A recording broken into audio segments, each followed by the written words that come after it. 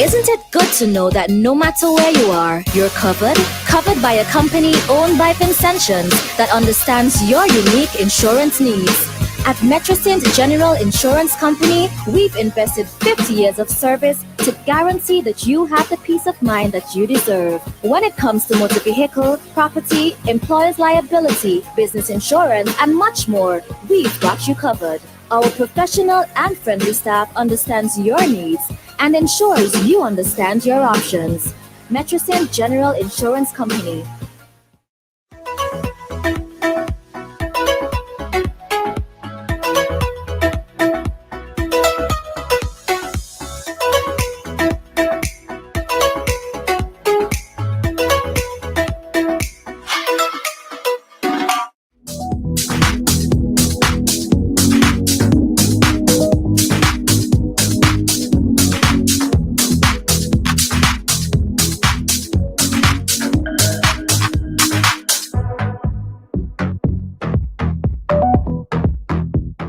Good evening and welcome to another edition of Let's Get Down to Business. We're doing a profile edition and my guest is Sutherland, who you will meet when we come back from the break.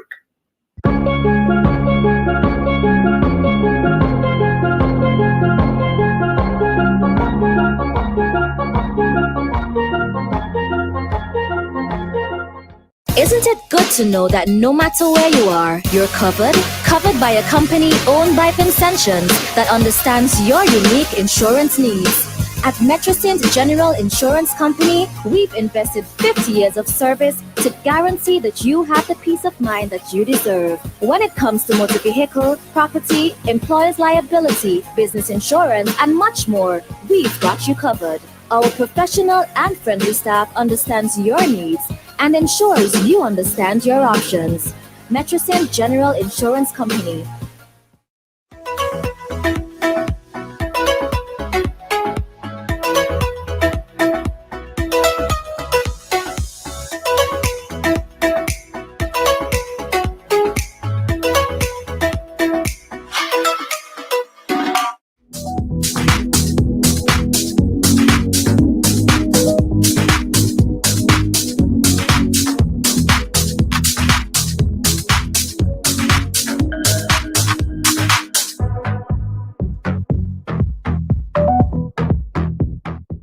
This is Let's Get Down to Business. Let's Get Down to Business is a collaboration between IKTV and the Chamber of Industry and Commerce.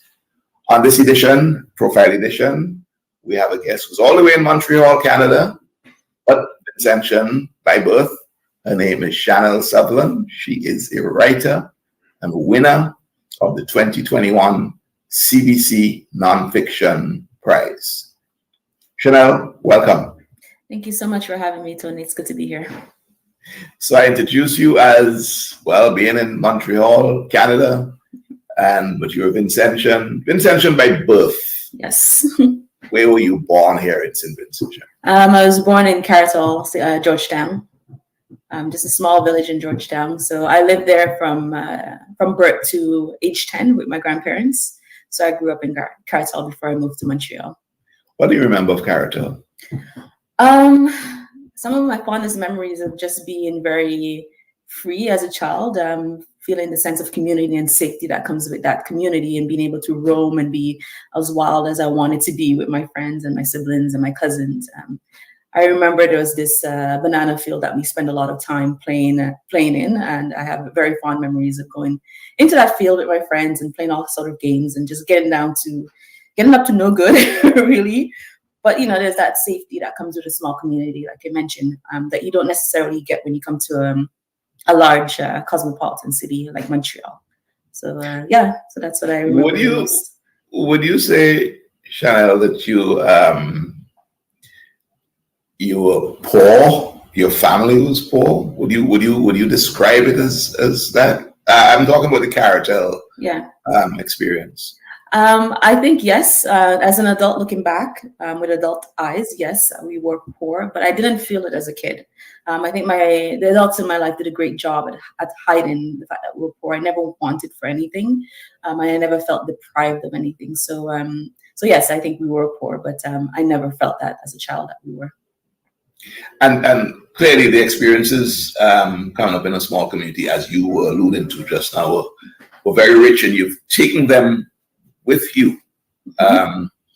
What about school here? You went to primary school here, obviously. What stands out in your memory about primary school in Georgetown?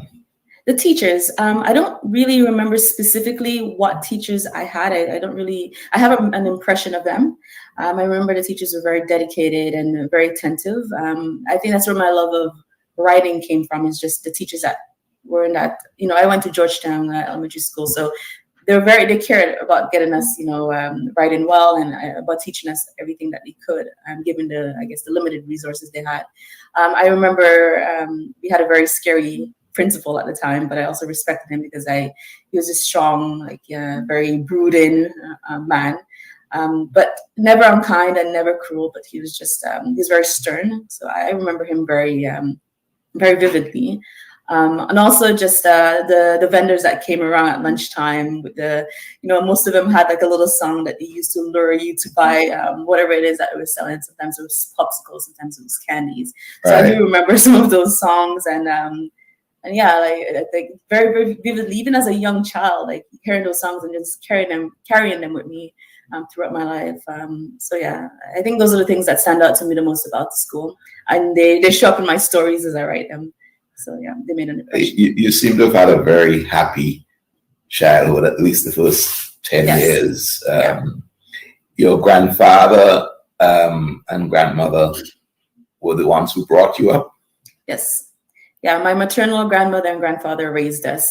So my mom, at a young age, she moved to Montreal, leaving her 2 young children behind. She came to Montreal to set up her life here. And so my grandparents decided to raise us and 2 other children. It was my mom and her sister that came here. I think my aunt came here first, and then she brought my mom up.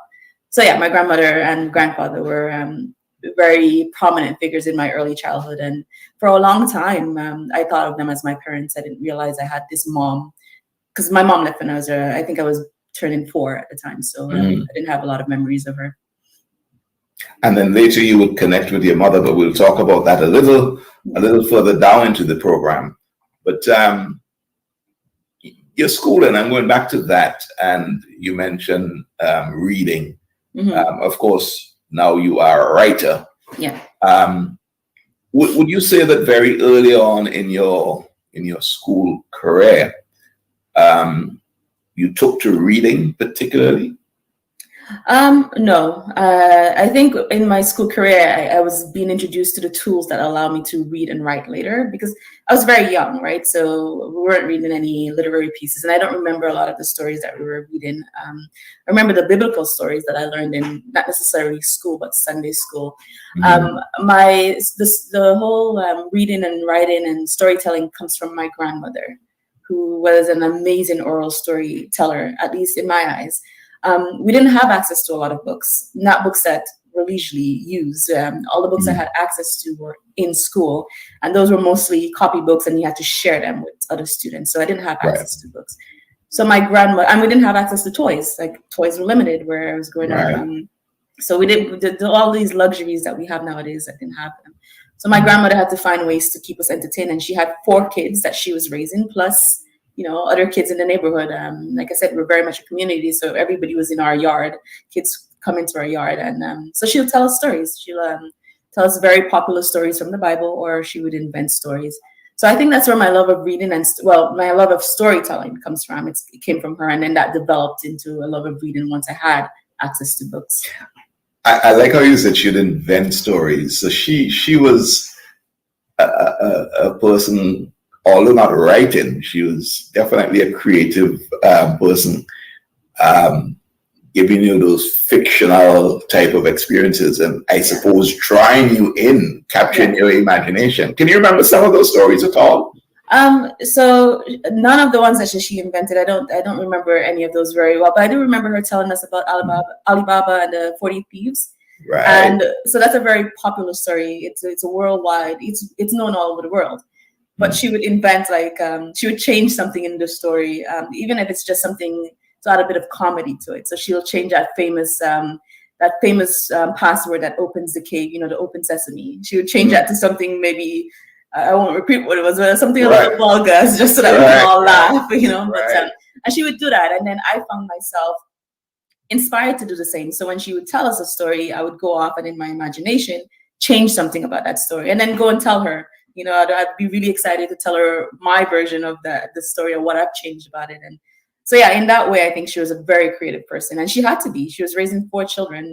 She was a grandmother raising 4 kids that weren't hers. So and she had already raised her 4 kids, so she had to get creative, I guess. And she had to keep you all not just occupied but happy, because I imagine, as you say, although you weren't aware of the poverty because you felt you had a rich experience. Yes. But certainly she had to distract you all from not thinking about what you didn't have.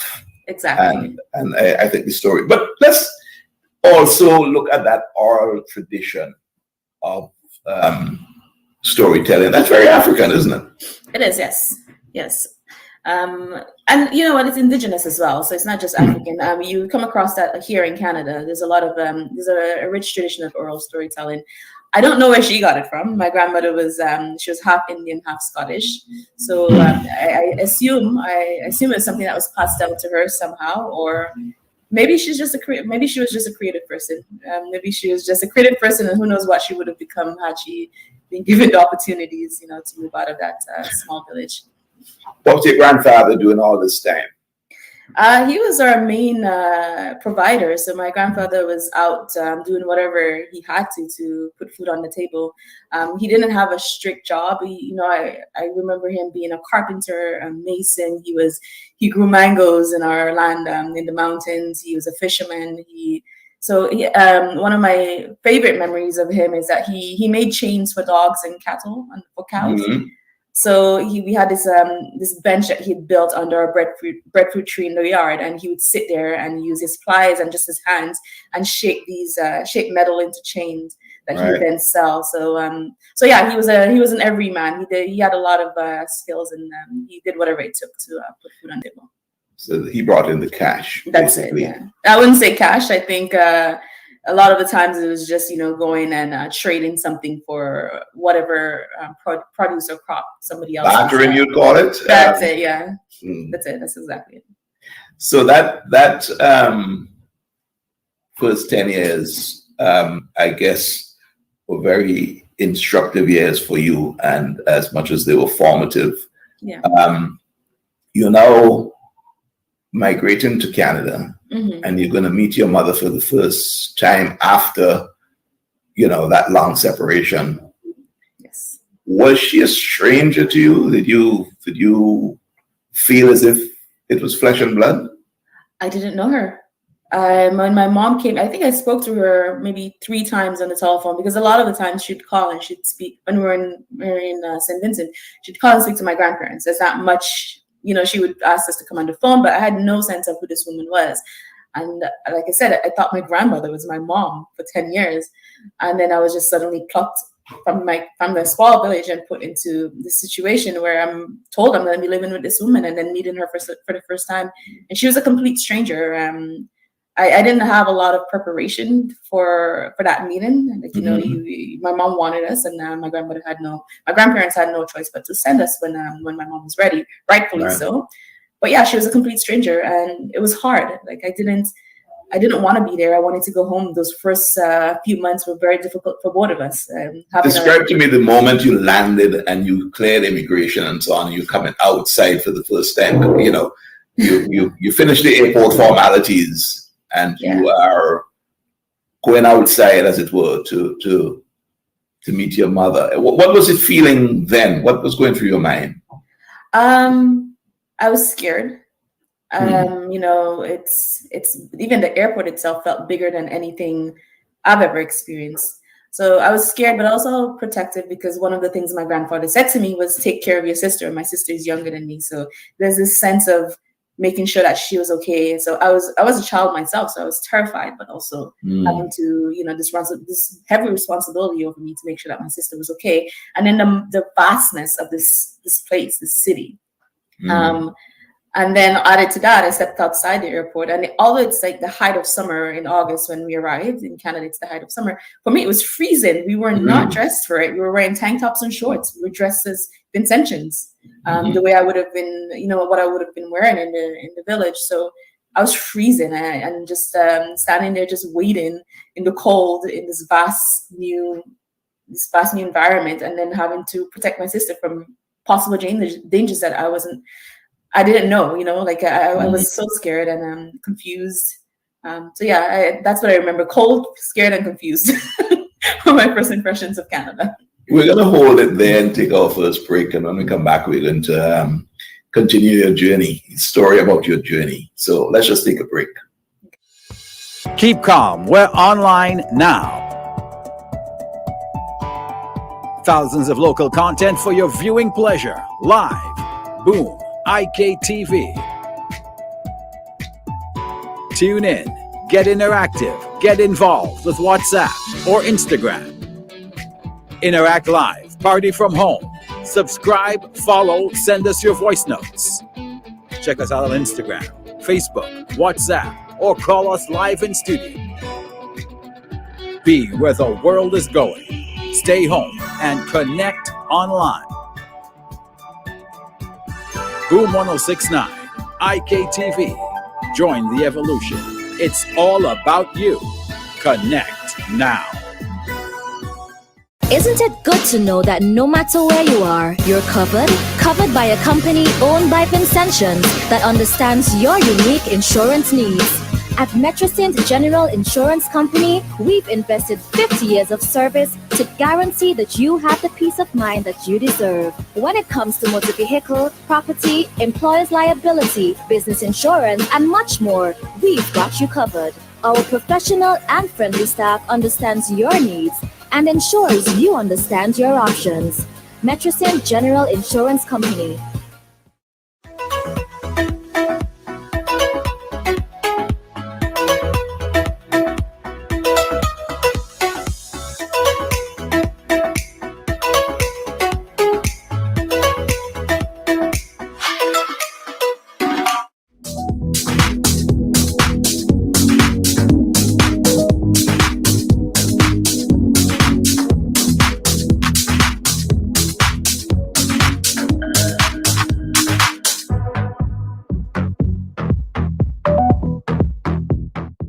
This is Let's Get Down to Business. My guest on this profile edition is Chanel Sutherland. She's living in Montreal, Canada. She's Canadian, Vincentian by birth, and she is a budding writer. And it's in that vein that I'm going to sort of conduct this interview. But before, let's find out a bit more about Chanel and her journey. Chanel, how did you get to start to feel that daughter-mother relationship develop? How did the stranger part, start to disappear? So it took time. It was gradual. It didn't happen overnight. And my mom was working so much that we didn't have a lot of time in those first months to get to know each other and to develop that relationship. I think what helped is that I knew my aunt, because my aunt had made trips back to to St. Vincent, to Caratal, even when she was living in Montreal. So I got to know her. So I had that connection to my mom through my aunt. So I spent a lot of time with my aunt and speaking with her, and she, I think, did very well at bridging the gap between my mom and I. My mom and me, and my mom was she's the kindest, she's amazing. She's the best, one of the best people I know. So I think her patience, and she does not stop. Like, she would do anything to form a relationship with me. Taking us to fun places, making sure that we had that connection with, even in a big city like Montreal, making sure that we were living beside people that we knew. So, getting a place where we had access to my aunt and my cousins, and ensuring that we had that connection, and then using that to form a relationship with me. I think that's how we got over it. And I remember it being very quick Once I realized that she was this good person and I was in no danger and I didn't have to protect my sister from her, it was a quick build up on our relationship. Were you calling her mommy? I was, yes. But that I was instructed to, not because Right. I wanted But to. did you find it strange? You know, the words were kind of not coming out of your mouth very Yeah. smoothly. It was like very awkward. Yeah, it was awkward at first, but I think repetition after a while, it's like it's what I knew her as, and I didn't really I knew her name, but that didn't feel natural to me. Yeah. So the word mommy was something I was used to, and I called my grandmother that. And it's funny because I would call my grandmother mommy and my mom mommy, so they were both mommies to me. So go ahead. No, so yeah, it was strange, but after a while, repetition, I think, allowed us to get there to a place where it's now natural for me to call her that. Yeah. The reason why I'm spending a little time on this particular part of your experience is you're not by any means, the only person. It's not an unusual occurrence. Yeah. Especially in that day for children to be left behind, to be brought up by grandparents, and later reuniting with their mother or the full set of parents. Yeah. So it's interesting for others who are listening to this interview to hear what somebody who's been in the situation, how it felt and how you made the adjustment. Tell me about school in early school in in Montreal. It was again scary. Like the school, even the elementary school here was massive compared to the elementary school that I went to in primary school I went to in St. Vincent.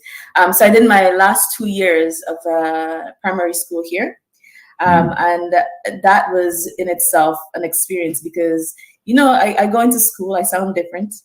My mom wanted to give me some sense of home. I look different because she did my hair with the beads that we usually put in our hair and the braids in St. Vincent. And this caused me to stand out even more. So I had this thick patois accent, and then I had these beads in my hair. I was a new student, so naturally, as kids, that was all of these things made me kind of the target for bullying, for people making fun of me.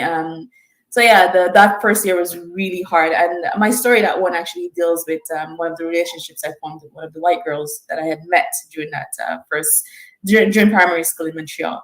Right. So I was the subject of bullying a lot in elementary school as a result of my being this different person. And everyone in school already had their tight groups, right? Like they already had their friends. These people came up together. They went to school together. I was not one of them. And they made it very clear to me that I was not. And also, you are now encountering lots of white people at this stage. Yes. Any form of discrimination, racism? Are you detecting that just yet? I don't think I was detecting it. There was this sense of otherness. I knew I wasn't one of them. And it's not just, so there's white people, it was also this new language. A lot of them spoke French, so they can say things about me in a language, and they're talking about me, but friendly to my face. And it can all be right in front of me, and I didn't know what they were necessarily saying. I remember one girl coming over and like flicking my braids in elementary school, and saying something very I don't remember what it was, but it's just like I think it was something along the line of like I'm primitive, like that. That's how I recall it, because this is something that they weren't used to. And she was white. A white instructor also told me, one of our teachers told me that I was interested in the stars because we had a lot of stars in St. Vincent. When you look up at the sky in St. Vincent at night, you can see them. Not here, but I was interested in stars, and I had mentioned I wanted to go into science, and was told no, that's way outside of what I can accomplish. And this was a white teacher telling me this. So yeah, I did feel it. I didn't know what it was at the time, and obviously when an adult says something to you at that age in a strange place, you kind of take it to heart. So yeah, who knows what would have happened had I not listened to them and followed my path.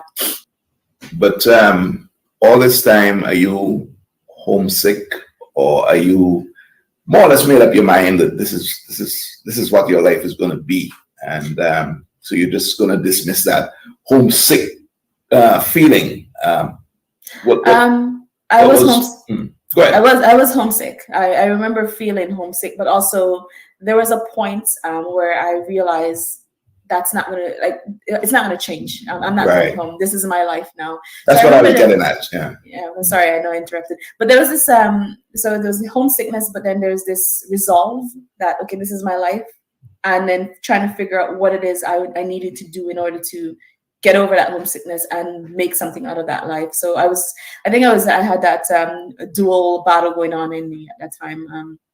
But also, how do I make the most out of it? Because at this point, I'm already realizing I'm already kind of conscious of the sacrifice my mom had made, leaving 2 kids behind, and like I can see her sadness. So I think that was part of the reason. Like I didn't know her, but I didn't want her to be sad because she was, like I said, she was kind to me. She was not a monster in any way. She was the best case scenario I think anyone in my situation can end up with. So it's just also making sure I'm not doing anything to hurt her and just figuring out how best to move forward from where I am now.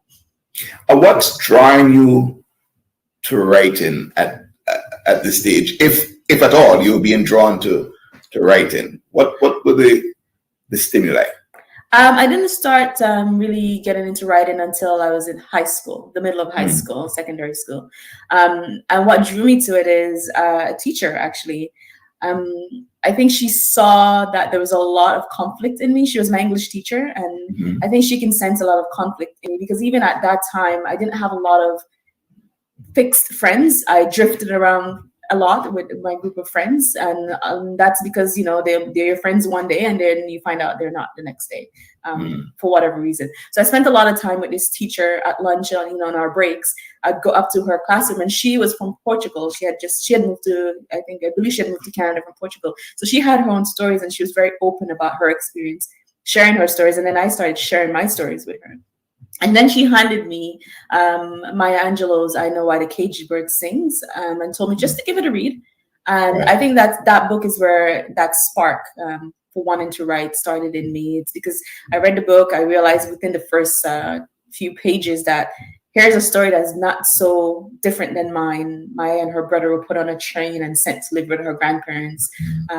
So I recognize myself in the 2 characters, Maya Angelou and her brother, and was completely taken in by this book and I remember going to her and my teacher after I had finished reading the book and telling her, I didn't realize people wrote stories like this, and now I want to write my story. And she encouraged me. She's like, yeah, then you should. Why shouldn't you? So that completely was relatable. And I guess that may have awakened the storytelling that you experienced early on with your grandmother. Yes. So that's where the flame started to burn again. So what was your journey in after that in terms of the literary part of what we're going to discuss going forward in this program? You read When the Caged Bird Sings, or why what's the title again? I know why the caged bird sings. Yeah. Yes. And the passion is alight. Yes. And you've got this teacher encouraging you. Yes. What were some of your early writings after that? So she was encouraging me, but remember, I'm in high school. So I'm distracted by all things high school, boys and parties, and I'm still trying to figure out who I am. So it didn't really, I was excited about the book, but it didn't really take off right away. I didn't start writing immediately.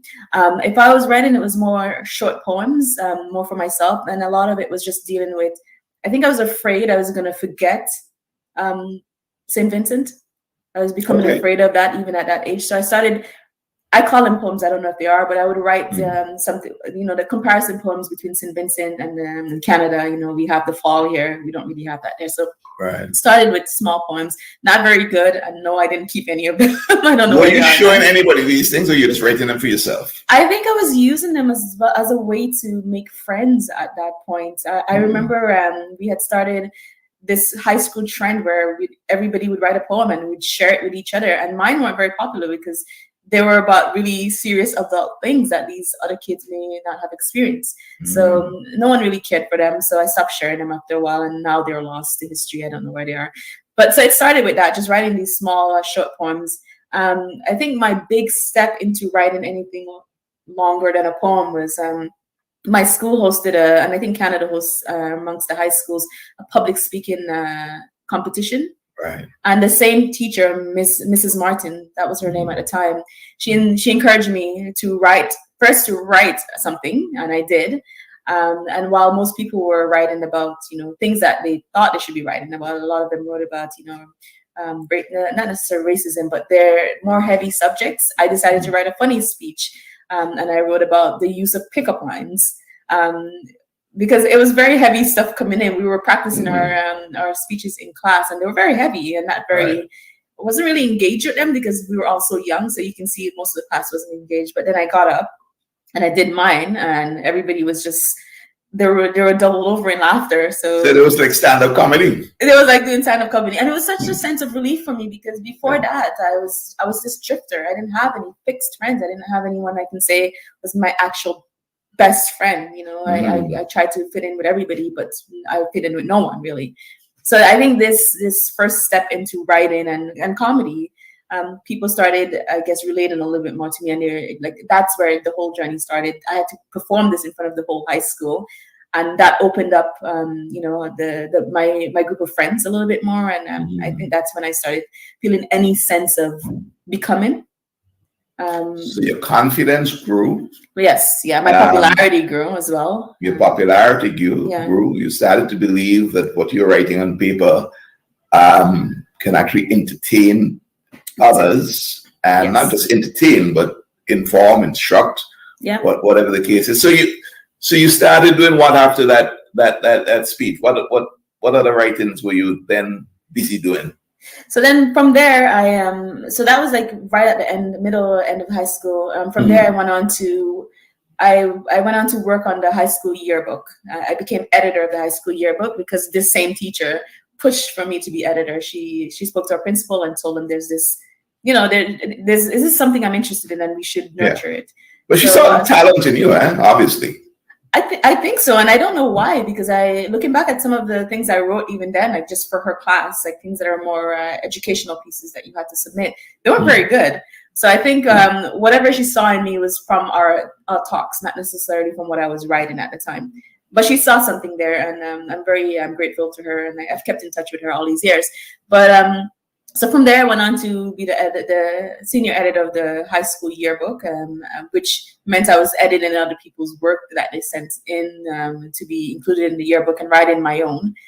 And then when I went on to college, that's when I really sat down and started writing mostly stories about my impressions of Carrot Hall. So I wrote stories about my grandfather fishing and taking me to the market with him, my grandmother and I going, to the river to wash the sheets on the stones and so on.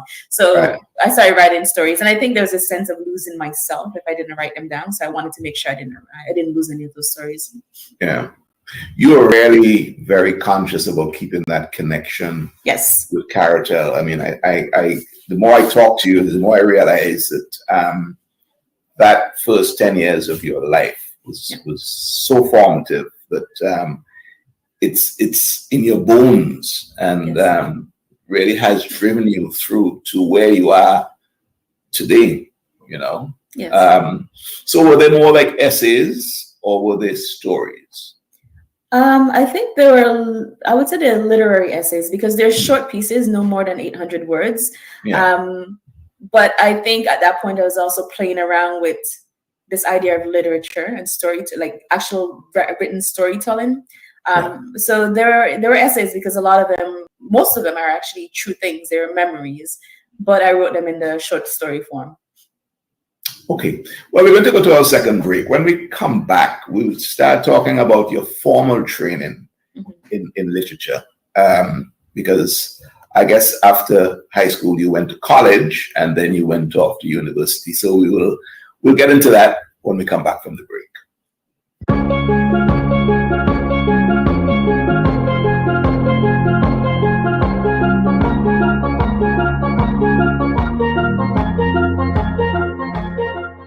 Isn't it good to know that no matter where you are, you're covered by a company owned by Vincentions that understands your unique insurance needs? At Metrocint General Insurance Company, we've invested 50 years of service, to guarantee that you have the peace of mind that you deserve. When it comes to motor vehicle, property, employer's liability, business insurance, and much more, we've got you covered. Our professional and friendly staff understands your needs and ensures you understand your options. Metrocent General Insurance Company.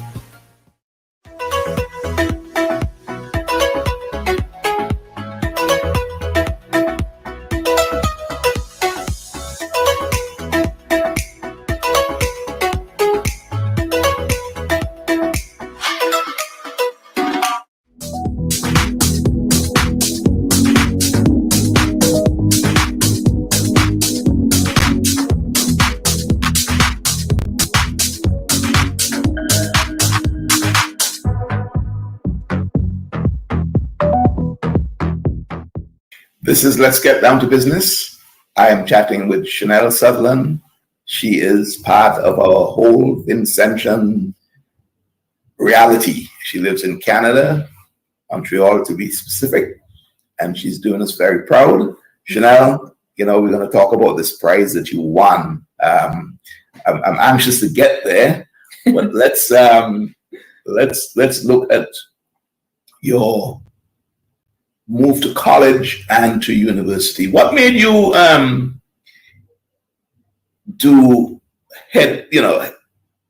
go hell bent for English literature?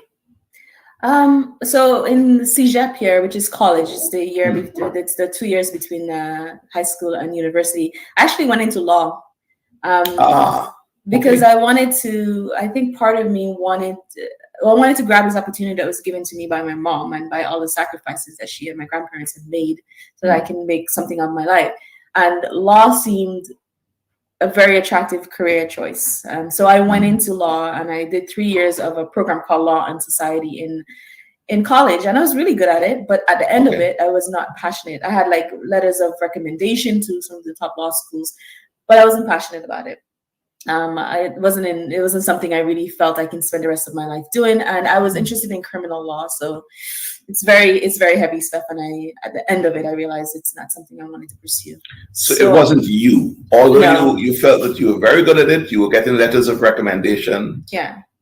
You were given, well, not offers, but you were certainly heading in the direction of some of the top law schools. Yes. And you turn away from all of that just because of passion. Yes, I decided to apply for the English literature program at Concordia University here in Montreal instead of pursuing anything law related. And I think it's because even if I wasn't really actively writing stories in CEGEP, because the transition from CEGEP, from high school to CEGEP is very swift, and you're not really prepared for this independence that's offered to you when it comes to controlling your own educational career. So I had very little time for writing stories in CEGEP, and I realized that I felt deprived at the end of it. Like I didn't really have a creative outlet, at least one that I felt was satisfying me. I was a dancer, I was involved in all different kind of things, but I really the call for writing was there. I needed to get back to storytelling. And I decided to apply for the English literature degree program in university, and I got in.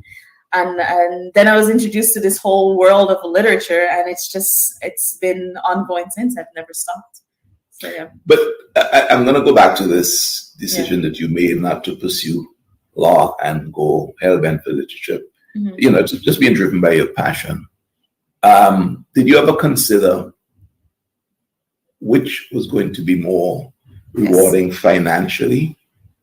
Was that part of the consideration at all? Not only did I consider it, I was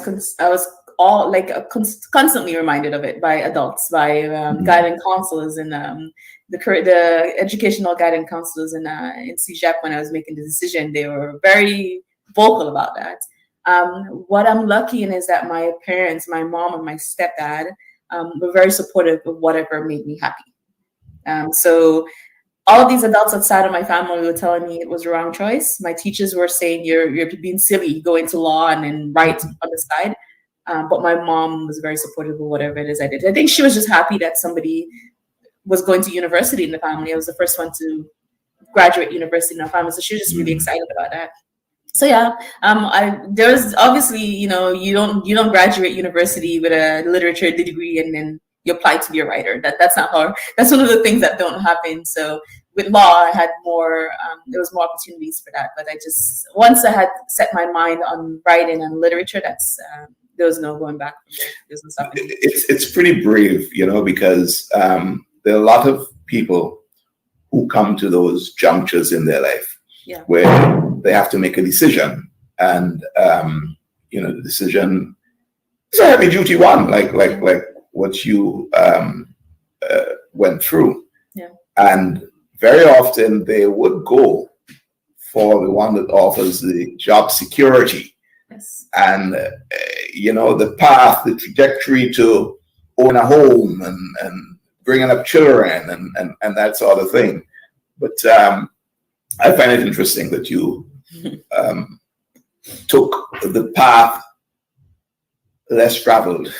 Well, the thing is that for most of my life, I didn't have much control over what happened to me.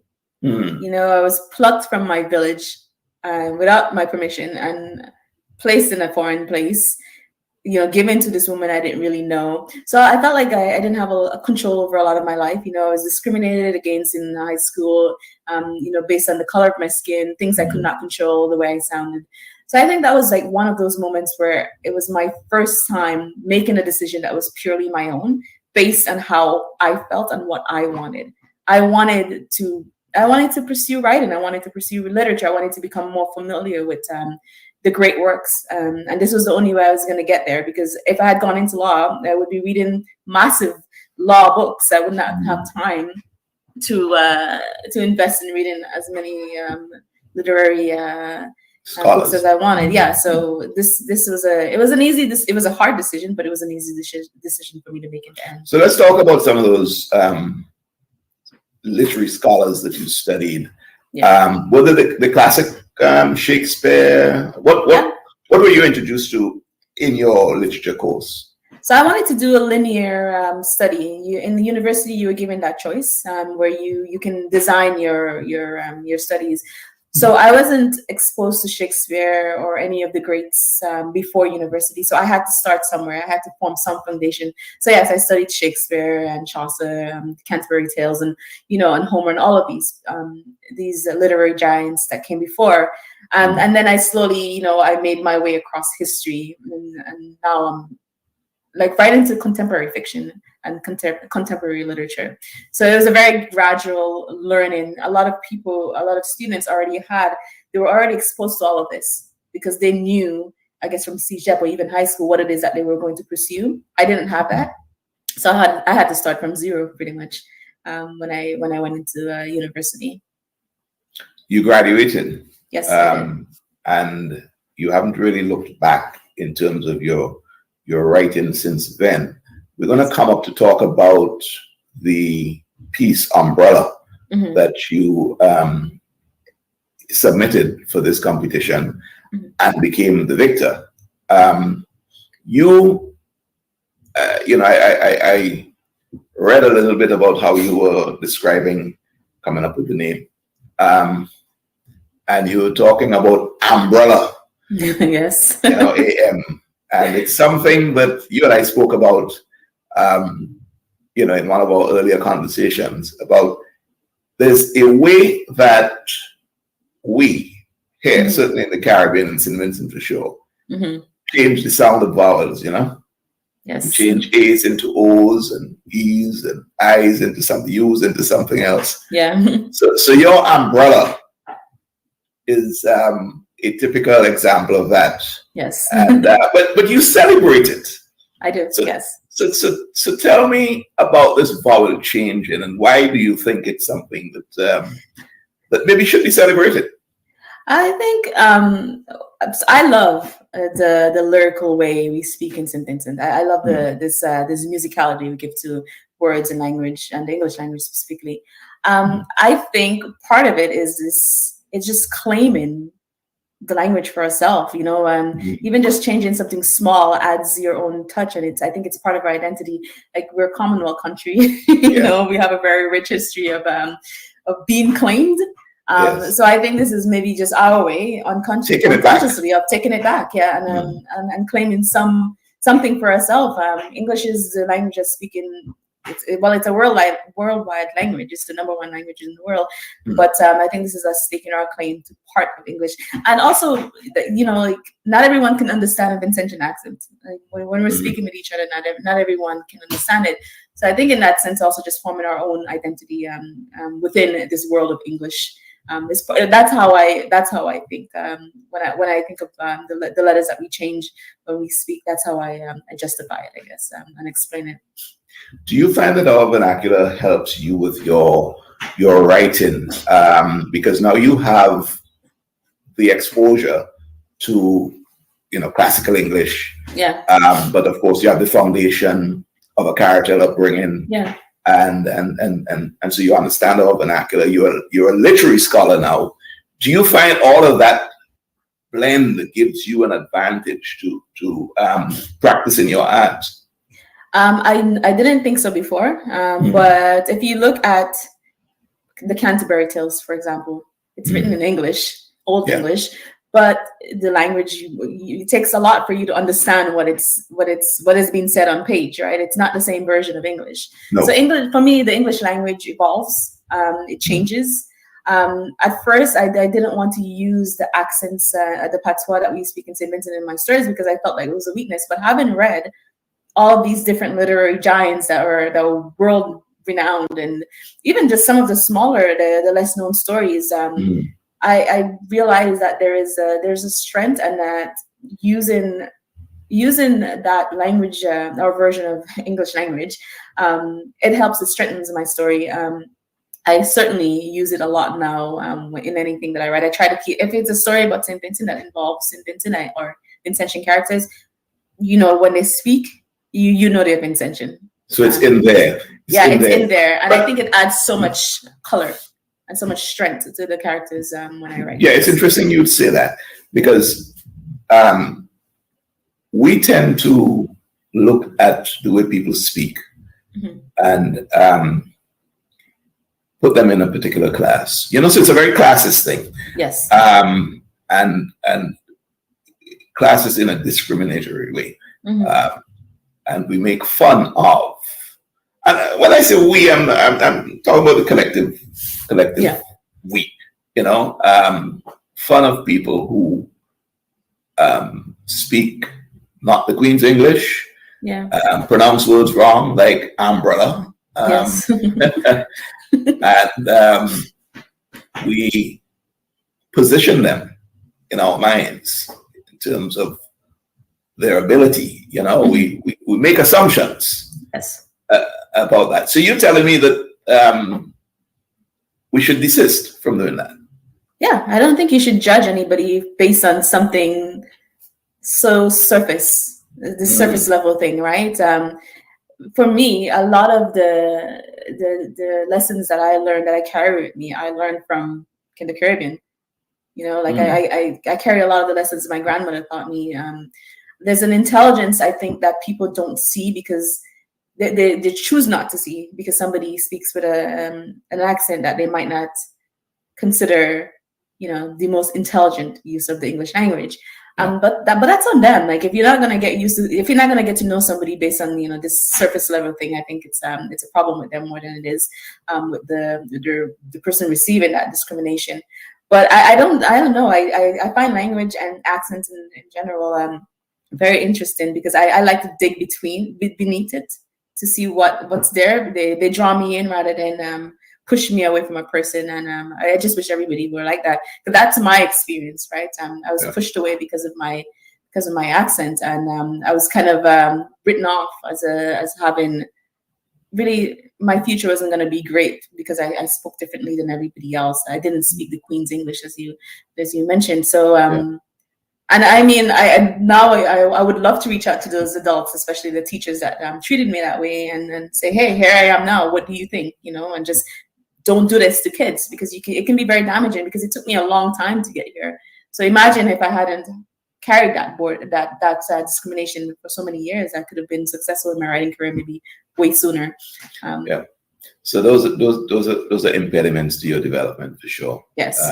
They're roadblocks. Yeah. Look, Chanel, I tell you one thing, that when we talk about the Queen's English, I don't know if you've ever been to the UK, but not a lot of people in the UK speak Queen's English. For a matter of fact, I would say the majority of them speak with their own unique, depending on what part of the country they're from. Yeah. And some celebrate the incorrect grammar that they use in certain phrases. So I guess as we go along, we learn.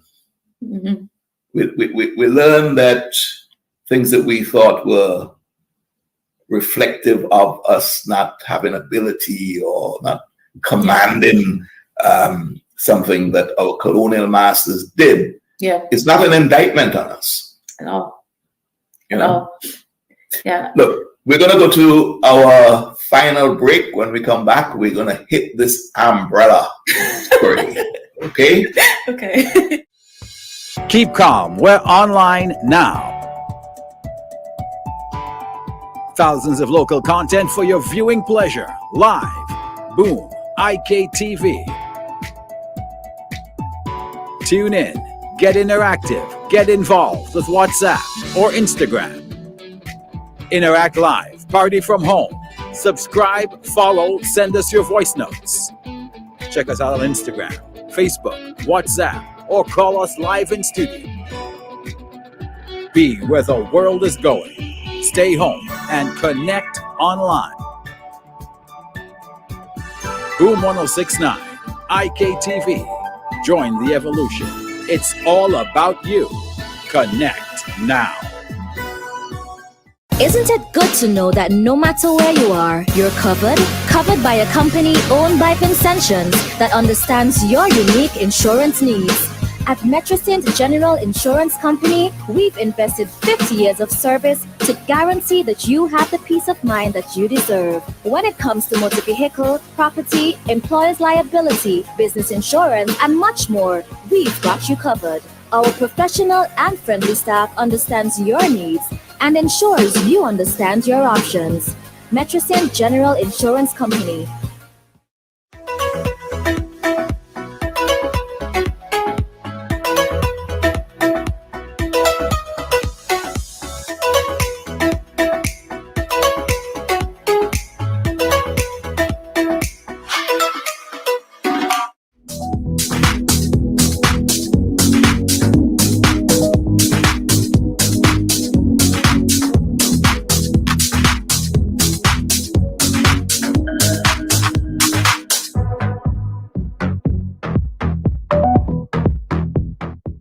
You're looking at Let's Get Down to Business. This is the profile edition. On this program is Chanel Sutherland. She's in Montreal. She's Canadian. She's Vincentian. Vincentian by birth and Vincentian in spirit. Yes. Chanel Umbrella. Yes. That's the story that you submitted to the CBS Nonfiction Prize. Mm-hmm. And you won. You won from a field of how many people? I believe this year is 2,000 entries. Right. Yeah. And from all over, eh? Yeah, so it's a Canadian competition, but it can be Canadians living anywhere in the world. Right. Yeah. And it's a fairly prestigious prize, isn't it? Yeah, it's a prestigious award. Yeah, it's one of the, I think, the most popular ones in Canada for a short story. It's definitely one of the most entered ones in Canada. For the CBC prizes are very well renowned in Canada, and usually, from what I'm learning, having run the prize, the people who win are established writers a lot of the times, more times than not. So you think that would have swollen your grandmother's nose? The winning of the prize. I think so. I think she would be very proud. Unfortunately, she passed, I believe, just the year before I submitted, a couple of months before I submitted my story, she passed away. But I'd like to think she would be very proud, because she was always asking me, what are you doing with your stories? Because she knew that I wanted to be a storyteller. She was always asking me about it. So yeah, I like to think she would be very, very proud of me, and she'd be telling Tell me me about Umbrella then. Tell me about Umbrella. What's it? What's the story about? So it's a nonfiction story. It's about my experience in high school with this friend, this white girl. The story is set on our high school soccer field on a Saturday. We were trespassing, and without giving away too much, it just follows this scheme that this white friend of mine had set up, where she orchestrated this confrontation between me and one of my crushes in high school, another white person. And in that conversation, she's pointing out all of the things that makes me, I guess, not worthy of him. One of them being the look at my hair. It's not real because my mom had put braids in my hair at that time. My accent comes up in the story. The reason why it's called Umbrella is because that's one of the words that she would ask me to pronounce. And because I have a Vincentian accent, I would pronounce it Umbrella. And, it was just a source of entertainment for her. These words that I didn't pronounce the way that she was taught that they're meant to be pronounced. Now, I read the story, and it seems as if the matter that you wanted to deal with or dealt with in the story, even as I came to the end, I didn't feel a sense of the matter being resolved. That's deliberate. Yes. Part of the reason why I left it, I know what happened. Like the fact is that we're not friends anymore. I moved on with my life. She moved on with her life. She actually dropped out of high school. But I wanted to leave it open-ended. Well, the ending for me is resolved for me, because in the end, she without giving away too much of my character, is smoking the cigarette, and she's doing it very slowly while these two white people are standing there waiting for her. So there's this sense of taking back control of the situation, and now she's in control. So for me, that's resolved. But I left it like this because I know that my story is not unique. I've had a lot of people reach out to me to tell me they've had similar stories, people of all ages from all different countries. And what I wanted to do is make sure that I didn't pass judgment on anyone who might be going through the same thing by ending it with like this defined ending. I wanted to leave it open-ended, so anyone who's going through this now, whatever their decision is, whatever they decide to do, they understand that it's the right thing for them. So it's okay for you to make the decision to maybe stay friends with this person, or speak to an adult about it, or whatever it is that they do. I wanted to make sure that the story did not pass a judgment on them, and then and that's why it feels a little bit unresolved. And it was not necessarily one of forgiveness, as well. Nor was it one of perpetuating the malice. So that's what I mean when I am hanging, and I can understand as a writer why maybe you do that. Are you going to use, going forward, are you going to use a lot of your writings to deal with the question of racism and discrimination? Are you going to widen that to not just color, but people who are different, the gender differences, the LGBT, gay, lesbian people? Are you going to be an advocate for all people who are discriminated against? I think yes. I don't think in my writing I can be, because I want to write as honestly as possible. So writing about my experience, I think, is where I can add value there. Writing about the Vincentian experience, so the things that I have experienced and things that my mom and the people that I'm close with have experienced. And when it comes to writing, we have to be careful, because we don't want to write, like, I'm not gay, I'm heterosexual, so I can't necessarily understand fully, and I can do a lot of research to understand what somebody who identifies as gay or anything else might be going through. But for me to write about it, I think is a step too far. So I think I can be an advocate and an ally in different ways. I think just being brave enough to write about the things that happened to me is one step in, I hope, in inspiring somebody else who's different to do the same thing. But I want to be careful with the type of stories that I tell that don't belong to me. I don't have ownership of any of those experiences, so I'd want to not try to write them, and in the end, maybe doing more harm than justice to them. That's perfectly understood. You mentioned to me in one of our conversations about you having an affinity to science fiction. Yes. Tell me about that. Well, I was always interested in space. I wanted to be an astrophysicist, when I first came to Canada, but I was told that it wasn't a career option for somebody that looked and sounded like me. So space has always been this thing in the back of my mind, and sci-fi especially. I find it as this nice sense of escape. These are stories that don't really deal with reality. I like sci-fi because there's some sense of reality in it. There's some sense of what could be in it, but not necessarily dealing with our current reality now. So yeah, Asimov is one of my favorite sci-fi writers, so I spend a lot of time reading him. I've actually not read much sci-fi lately. I've been more experimenting with stories from different cultures, from different people who have gone through different experiences from different countries. So that's my focus at the moment. But in my heart, I'm a sci-fi nerd, and I write more sci-fi stories than I do literary stories, believe it or not. Do you link those sci-fi stories that you write with anything? Do you blend them with your Vincentian experience?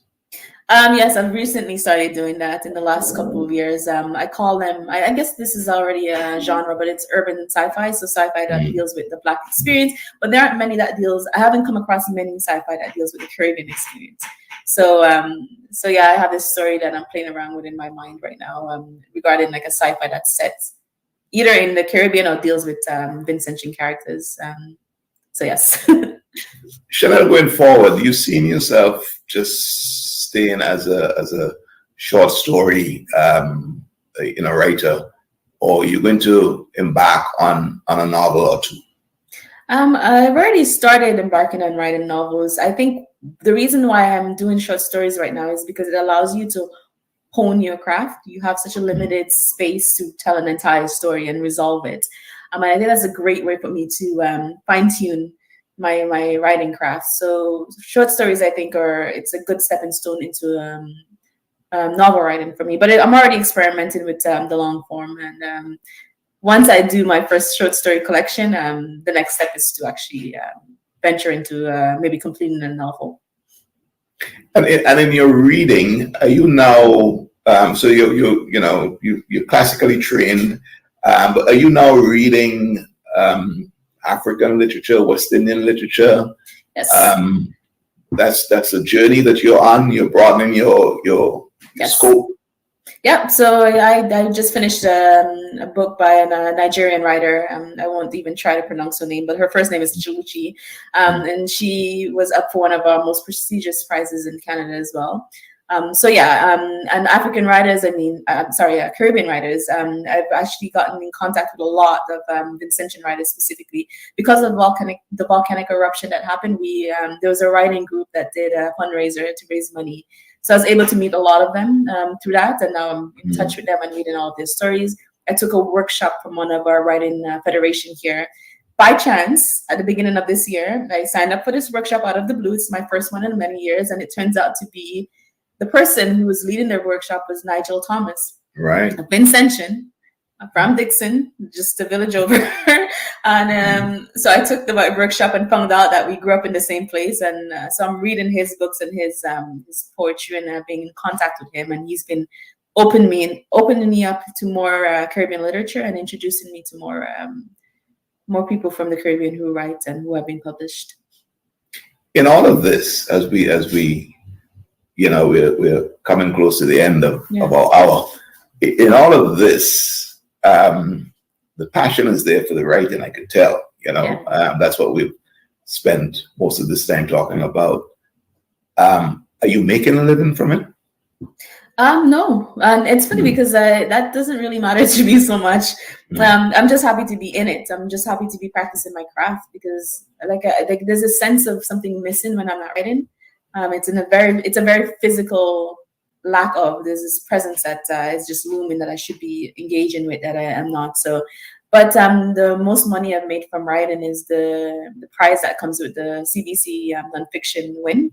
And you won't be able to retire on that. So absolutely not. No, that's a nice bit of savings for a rainy day, but I will not be retiring on that. So what do you do full time? What do you do to make a living now? So I work for a software company here in Montreal, a Montreal-based software company with presence across the world, and I'm the director of product marketing. So I'm a marketing executive at this. I'm a marketing director at this company. And how does that blend into your writing? Is that skill of being a marketer, does it conflict or does it contribute to the craft of writing? I think they complement each other. Product marketing is very much about storytelling. Mm-hmm. It's about building personas rather than characters, but it's essentially the same thing. It's building this profile of a potential buyer and then writing a story, like your messaging, your positioning, to cater to that the problem that your software is trying to solve for that person. So, and in writing, it's the same thing. You're building the character, and then you're complementing them to that world that you're building, and vice versa. I've always said that writing is not something I want to do where it's once it becomes my career. Mm-hmm. That word career, I think it loses its that spark. So you think I'm hearing it. So you think that you need to keep the passion going. Yeah. But if you make it too business-like, then it becomes mechanical. That's exactly the word. Yeah. That's exactly the word I use. Once it becomes mechanical and this thing I have to get up and do every single day in order to make a living. Once it's tied to making a living, I think it becomes too stressful and it becomes like mechanical. And I don't want writing to every beat. I don't want storytelling writing to every beat. I don't want it to be more free to write when I want to, when I feel like it. With that said, I am still practicing my craft and trying to come up with a process that works for me and being respectful of the fact that I have this, I want to say I have this gift without boasting, but I have this gift and I don't want to throw it away. And I know that there are a lot of people who allowed me to have this gift, my grandmother and her sacrifices, my mom and her sacrifices. So just making sure that I'm not throwing away the gift that they gave to me so I can pursue this dream. Chanel, mentioning your grandmother is a beautiful way to bring this program to an end, because that's where we started. Yeah. That's where writing started for you. Yes. And I think it's quite obvious that your grandmother in Caratel was the one who, certainly drew you into what your craft is today. It's been a pleasure speaking to you. I think we're going to hear great things about Chanel going forward, and we absolutely look forward to it. Thank you so much for having me. Thank you. Bye. You've been looking at Let's Get Down to Business. My guest was Chanel Sutherland. She's a writer. She's the winner of the 2021 CBC Nonfiction Prize. Do join us the next time Let's Get Down to Business is.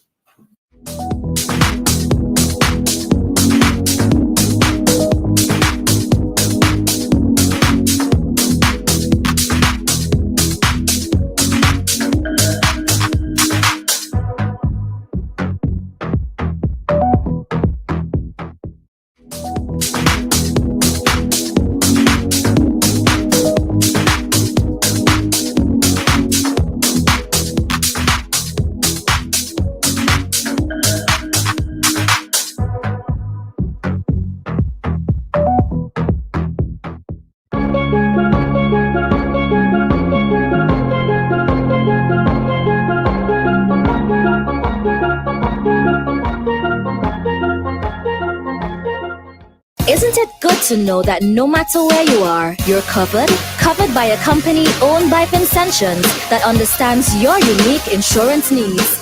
At Metrosint General Insurance Company, we've invested 50 years of service to guarantee that you have the peace of mind that you deserve. When it comes to motor vehicle, property, employer's liability, business insurance, and much more, we've got you covered. Our professional and friendly staff understands your needs and ensures you understand your options. Metrosint General Insurance Company,